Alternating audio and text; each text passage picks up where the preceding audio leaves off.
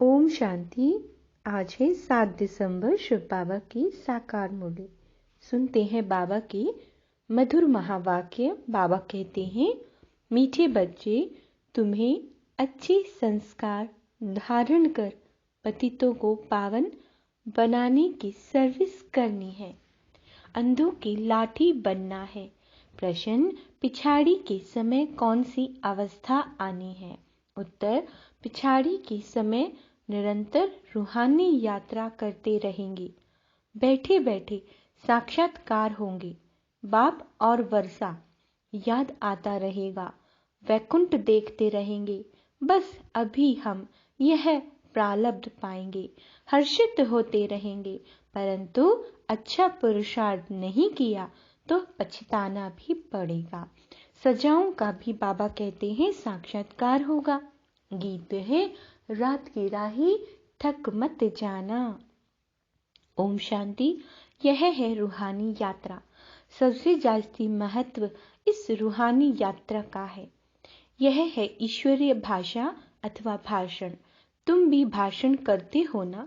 बाप कहते हैं, सबसे जास्ती तो मैं भाषण करता हूँ। क्यों? क्योंकि मैं ज्ञान का सागर हूँ और फिर पतित पावन सदगति दाता हूँ। ज्ञान से सदगति होती है। बाप कहते हैं, वास्तव में मेरा नाम भी एक ही है। ज्ञान का सागर और सदगति दाता तो एक को ही कहेंगे, बहुतों को तो नहीं कहेंगे। दूसरे मनुष्य ये भी समझते हैं कि यह ड्रामा है, चक्र भी दिखाते हैं, परंतु बाबा कहते हैं, परंतु चक्र की आयु भिन्न भिन्न दिखाते हैं। चक्र का भी ज्ञान चाहिए। लाखों वर्ष कह देने से कोई बात का विचार भी नहीं कर सकते। बाप को कहते हैं, सर्व का सदगति दाता, लिबरेटर। इतनी आत्माएं जो ऊपर से आई हैं, पहले यहाँ नहीं थी, फिर जरूर नहीं होंगी, तो इतने सबको कौन वापस ले जाएंगे?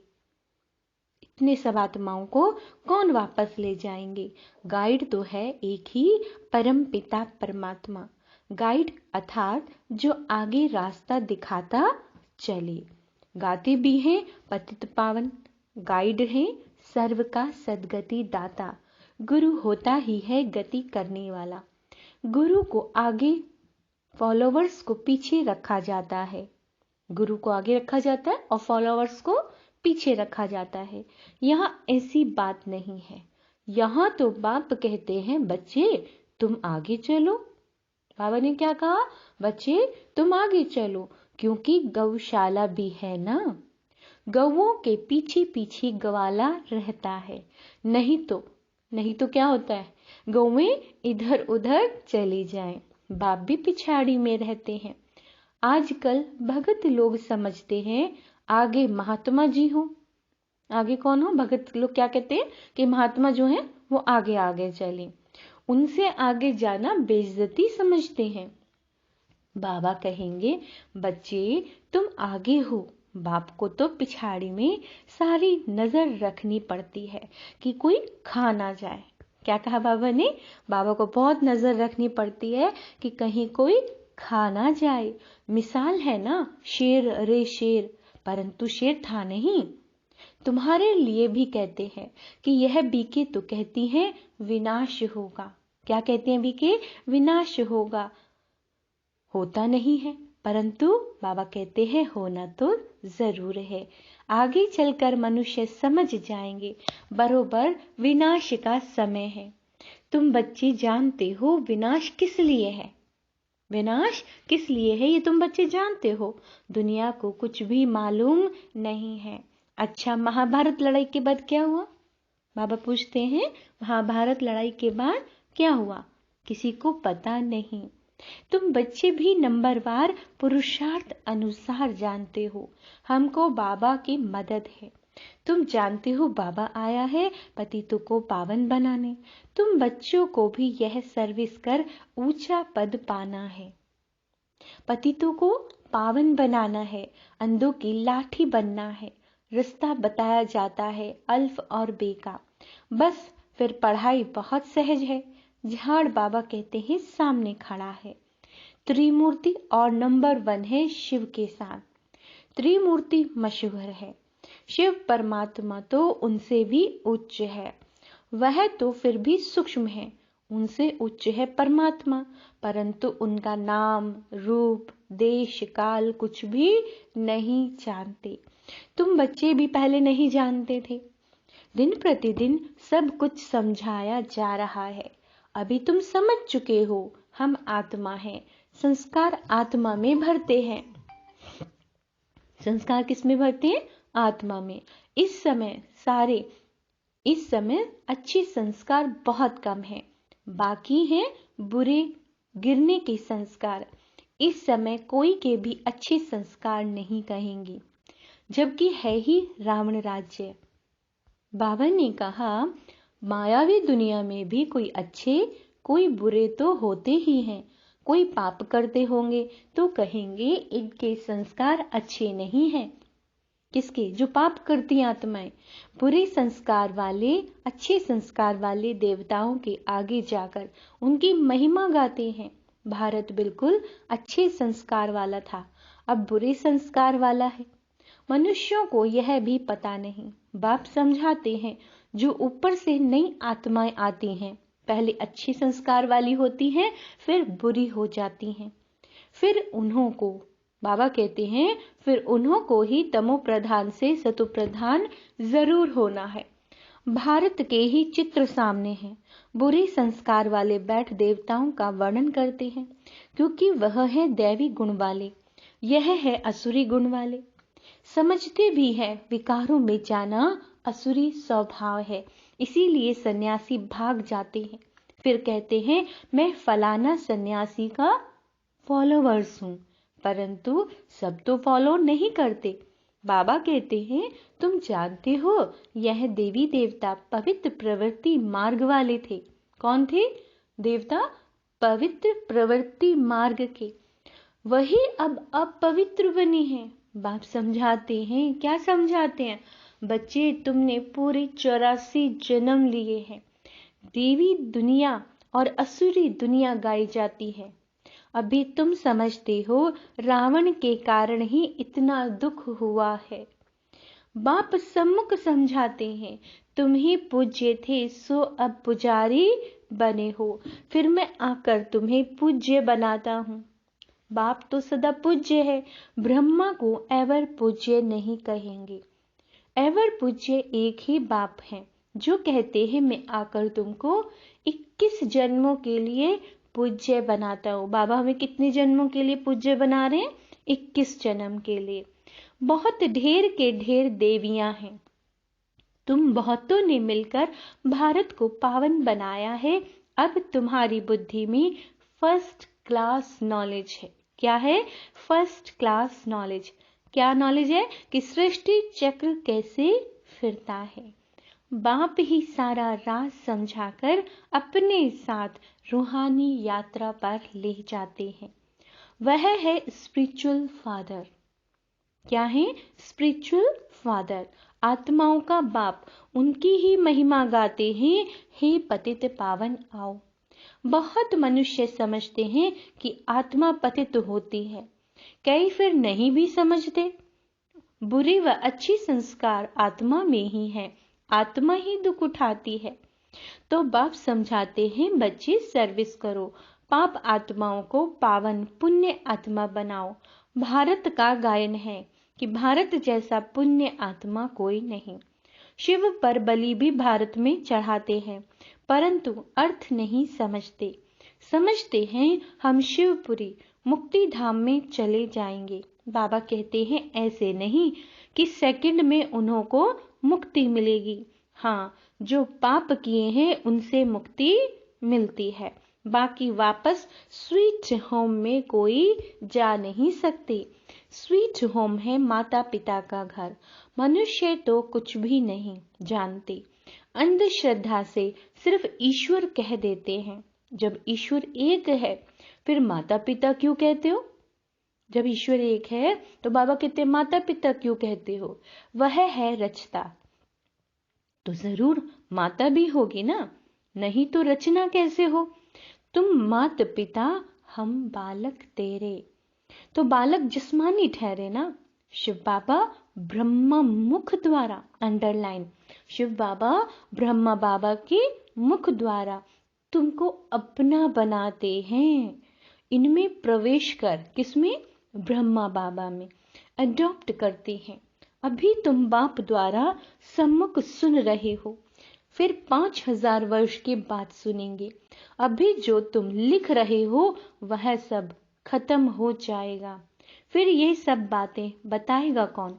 समझो कोई नीचे से पुराने कागज आदि निकलते हैं जिससे शास्त्र बैठक बनाते हैं। बाबा कहते हैं फिर भी भक्ति मार्ग वाले वही शास्त्र निकालेंगे, कोई नए नहीं बनाए हैं। ड्रामा प्लान अनुसार, अंडरलाइन, है ना, जो शास्त्र बनाए हैं नीचे से, जो भी उन्हें कभी भी कागज मिलते हैं, है ना, तो उनके आधार पर इन्होंने शास्त्र बनाए हैं। बाबा कहते हैं ड्रामा प्लान अनुसार नीचे से वही निकलेंगे। गीता, भागवत, महाभारत, रामायण आदि फिर भी वही बनेंगे। स्वर्ग की सामग्री भी वही बननी है जो कल्प आगे थी। हम अभी समझते हैं स्वर्ग में जाकर हम ऐसे ऐसे महल बनाएंगे। तुम बच्चों को स्थायी खुशी रहनी चाहिए, हम जाकर प्रिंस बनेंगे। अगर निश्चय नहीं है तो स्कूल में जैसे बेसमझ बैठा हो, यहाँ भी अगर नॉलेज समझकर किसी को समझाते नहीं तो बेसमझ हुए ना। राजाएं तो बनने हैं, फिर कोई सूर्यवंशी में बनेंगे, कोई चंद्रवंशी में। पढ़ाई में बहुत बहुत फर्क पड़ जाता है। बाप तो अच्छी रीति समझाते रहते हैं, बच्चों को अच्छी रीति पुरुषार्थ करना पड़े।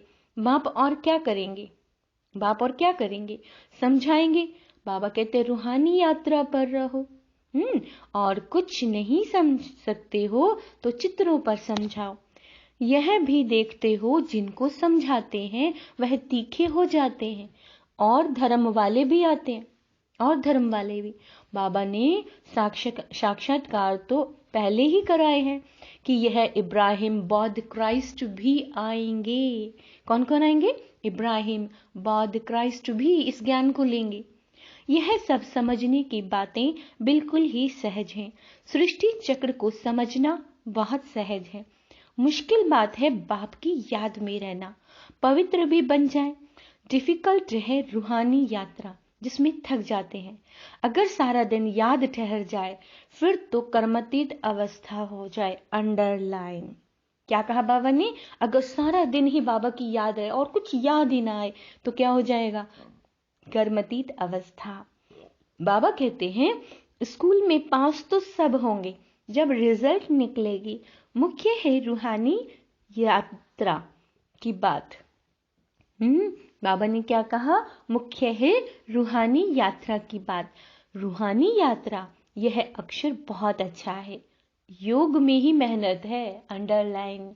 बाबा को याद करने में और चीजें याद आती हैं, है ना। और बाबा ने कितनी अच्छी आज बात बताई है कि सारा दिन अगर बाबा की याद ठहर जाए तो कर्मातीत अवस्था हो जाए। तो सभी लोग कोशिश करें, है ना। तो योग में ही बाबा कहते हैं लेकिन मेहनत भी है। हठ योग सिखाने वाले तो बहुत हैं, परंतु यह है रूहानी योग। क्या है ये? रूहानी योग। तुम्हारे सिवाय कोई समझा नहीं सकते। इस राजयोग से ही मनुष्य पतित से पावन हो सकते हैं। यह योग बाबा और तुम बच्चे ही सिखला सकते हो। बाहर में जब सभी सुनेंगे तो कहेंगे कि हमारा योग ठीक है और सभी झूठे योग हैं। बाहर में भी बच्चों को जाना है तो, है ना। यह योग को कोई जानते नहीं, उसका नाम ही है हठ योग, जो बाहर में सिखाते रहते हैं। यह है, लेकिन बाबा कहते हैं ये राजयोग है। भगवानुवाच्य, मैं तुमको राजयोग सिखाता हूं, वह हठ योग मनुष्य सिखाते हैं। अब भगवान कौन है? अब बाबा पूछते हैं भगवान कौन है? श्री कृष्ण ने तो योग से इतना पद पाया। भगवान तो ऊंचे ते ऊंच निराकार है। भगवान शब्द पे ध्यान दीजिए। भगवान क्या है? ऊंची ते उच्च निराकार है। तो बीज और झाड़ का ज्ञान बहुत सहज है, बाकी याद में नहीं रह सकते। झाड़ आदि का राज बहुत सहज है किसी को समझाना। बच्चे अच्छी रीति समझाते भी हैं, बाकी योग में मेहनत है। घड़ी घड़ी एक दो को सावधानी देते रहें तो भी अहो भाग्य। समझते हैं सहज भी है तो मुश्किल भी है, बहुत फेल होते हैं, इसीलिए कहते हैं हमको योग में बैठाओ। हमको शांति पसंद आती है। शांति का नाम सुना है ना? कोई कहते हैं निष्ठा में हमको शांति मिलती है। बाबा कहते यह है भी गपोड़ा है। क्या है ये? गपोड़ा। आधा घंटा योग में बैठकर चले गए, ये कोई शांति नहीं, वह अल्पकाल की हो गई। शांति वह मिल सकती है जब ग्रस्त व्यवहार में रहते पवित्र बन रूहानी यात्रा करें। ऑफिस में बैठे, घर में बैठे यात्रा करते रहें। बाबा कहते हैं जो अवस्था तुम्हारी पिछाड़ी में आनी है, बैठे बैठे साक्षात्कार करते रहेंगे, बाप और वर्षा याद आता रहेगा। बाबा कहते हैं बैकुंठ देखते रहेंगे, बस अभी हम यह प्रारब्ध पाएंगे। पिछाड़ी में बाबा कहते हैं बहुत साक्षात्कार होंगे, पछताना भी यहाँ होगा जब देखेंगे फलाने फलाने क्या बनते हैं, हम क्या बनते हैं। सजाएं भी बहुत खाएंगे। बाप कहेंगे हम तो तुमको समझाते रहे, तुमने समझा नहीं। सिवाय प्रूव किसको सजा नहीं मिल सकती। साक्षात्कार कराकर फिर सजा देते हैं। जो बच्चों को अच्छी रीति समझाया जाता है, अभी पुरुषार्थ नहीं करेंगे तो कल्प कल्प ऐसा ही ढीला पुरुषार्थ होगा। बाबा कहते हैं अभी तुम समझ सकते हो, हमसे फलाने उच्च पद पाएंगे। सर्विस का बहुत शौक है, कोई आए तो रास्ता बताएं, इतना हर्ष रहता है। डूबे हुए को पार कराना, तैरने वाले जो होते हैं वो झट कूद पड़ते हैं, गाते हैं नैया मेरी पार लगा दो। बाप हमको सच्चा रास्ता बता रहे हैं। हमको फरमान मिला है, कोई भी आए तो उनको अपना लक्ष्य बताना है। बाकी यह शास्त्र आदि सब भक्ति कल्ट के हैं। पतित पावन एक ही बाप है जो आकर गीता ज्ञान सुनाते हैं। बाबा कहते हैं श्री श्री 108 यह रुद्र और शिव निराकार की माला है। बाबा कहते हैं निराकार आकर पढ़ाते हैं। कौन पढ़ा रहे हमें? निराकार शिव बाबा। यह कोई शास्त्रों का ज्ञान नहीं है, हमको तो बाप ज्ञान सुनाते हैं। महिमा ही एक बाप की है, ज्ञान का सागर वह है, ऐसे समझाना चाहिए। कैसे समझाना है कि ज्ञान का सागर कौन है? शिव बाबा है, जो वह कोई बात बीच में कर ना सके, ऐसे समझाना चाहिए। हम बेहद के बाप से पढ़ते हैं। सर्व का सदगति दाता वह बाप है, इस पर जोर देना चाहिए। कौन सी बात पे बाबा ने आज जोर देने के लिए कहा है? कि सभी की सदगति करने वाला एक शिव बाबा है। नहीं समझते तो छोड़ दो, बोलो तुम देवता धर्म के ही नहीं हो, यह रास्ता छोड़ दो। परंतु बाबा कहते हैं समझाने की हिम्मत चाहिए। सन्यासी भी कोई कोई आ जाते हैं, आगे चल वृद्धि को पाएंगे। कुंभ मेले पर कितने ढेर आते हैं स्नान करने के लिए। दिन प्रतिदिन भक्ति भी तमो प्रधान होती जाती है, इसको फॉल ऑफ पंप कहा जाता है। यह भी बाबा कहते हैं एक खेल है, जिसमें दिखाते हैं दुनिया विनाश कैसे होती है। अभी उनकी पंप है। तुम दे बच्चों को सदैव नशा रहना चाहिए। क्या नशा रहना चाहिए? कि हमको कौन पढ़ाते हैं? बाबा पढ़ाते हैं। बाबा हमको सुखधाम का रास्ता बताते हैं। अगर हम औरों को रास्ता ना बताएं तो बच्चे कैसे कहलाएं? उल्टी चलन से इज्जत गवा देते हैं।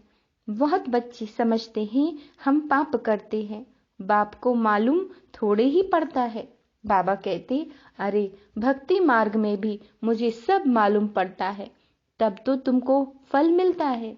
बाप को भी तरस पड़ता है।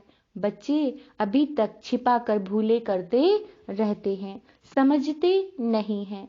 अच्छा, मीठे मीठे सिक्की लदे बच्चों प्रति माता पिता बाप दादा का याद प्यार और गुड मॉर्निंग। रूहानी बाप की रूहानी बच्चों को नमस्ते। हम रूहानी बच्चों की रूहानी बाप दादा को याद प्यार गुड मॉर्निंग नमस्ते। मीठे बाबा शुक्रिया, बाबा शुक्रिया। धारणा के लिए मुख्य सार। आज हमें क्या धारण करना है? बाबा कहते रूहानी यात्रा पर रहने के लिए 1-2 को सावधान करते रहना है। कर्मतीत अवस्था में जाने के लिए सारा दिन याद में रहने की मेहनत करनी है। सारा दिन चलते फिरते उठते बैठते हर बात आप बाबा के साथ शेयर कीजिए। देखो कितना आसान हो जाएगा, है ना। तो बाबा कहते हैं सारा दिन याद की यात्रा में रहना है, मेहनत करनी है। कोई भी उल्टी चलन नहीं चलनी। क्या कहा बाबा ने? कोई भी उल्टी चलन नहीं चलनी, है ना। सबको सुख धाम का रास्ता बताना है, सबका कल्याण करना है, सर्विस का शौक रखना है। वरदान, संकल्प से भी मेरेपन की मैल को समाप्त कर। संकल्प से भी मेरेपन की जो महल है उसे समाप्त कर बोझ से हल्का रहने वाले फरिश्ता भव। मेरेपन का विस्तार ही बोझ है। ये मेरा है, ये शरीर मेरा है, ये मेरा घर, ये मेरे बच्चे, ये मेरे संबंधी, ये मेरा मेरा ही करते ही आत्मा बोझिल हो जाती है। इसीलिए बाबा कहते हैं मेरेपन का जो विस्तार है वो बोझ है। कोई भी मेरापन, अब मेरे बाबा ने कहा मेरा स्वभाव, मेरा संस्कार, मेरी नेचर, है ना, कुछ भी मेरा है तो बोझ है, और बोझ वाला उड़ नहीं सकता। तो अपना स्वभाव, अपना संस्कार, अपनी नेचर, इसको क्या करना पड़ेगा? चेंज करना पड़ेगा। नहीं तो बाबा कहते हैं उड़ नहीं सकोगे, फरिश्ता बन नहीं सकता। संकल्प में भी मेरेपन का आया तो समझो मैले होगा। मतलब आपके विचार में भी किसी चीज के प्रति स्वभाव संस्कार मेरापन नहीं आना चाहिए। मेरा संस्कार ये है, मेरा स्वभाव है, मैं ये कर रहा हूं, तो फिर क्या हो जाएगा? बाबा ने कहा मैल चढ़ गया, तो मैल का बोझ हो जाएगा ना। तो सब बोझ बाबा के हवाले कर दो, अर्थात अपने स्वभाव संस्कार भी बाबा आप जानो, आप इसे परिवर्तित करो, है ना। बाबा के हवाले कर दिया तो मेरेपन की मैल को बाबा ऐसे कहते हैं समाप्त करो। तो क्या बन जाएंगे? फरिश्ता बन जाएंगे। स्लोगन है हर परिस्थिति में फुल पास होने वाले ही मास्टर सर्वशक्तिवान है। कोई भी परिस्थिति आपके पास आ रही है उसमें आप अचल हैं, अडोल हैं, हिलते नहीं हैं, संकल्प नहीं चलते, है ना, हल्के रहते हैं, लाइट रहते हैं, बाबा को सौंप दो। क्या जरूरत है भारी होने की, है ना। बाबा बैठा है, बाबा कहता रहता है ना। बच्चे क्यों चिंता करते हो, मैं बैठा हूं ना। तो जब प्यार का सागर बैठा है तो हम क्यों सोचें? बाबा आप जानो, बाबा को सौंप दो। चाहे स्वभाव संस्कार है, कुछ भी है, बाबा को सौंप दो और हल्के रहो। तो बाबा ने कहा है हर परिस्थिति में फुल पास होने वाले ही मास्टर सर्वशक्तिवान है।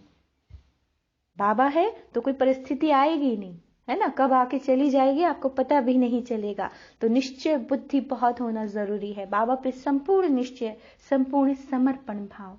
अच्छा, ओम शांति।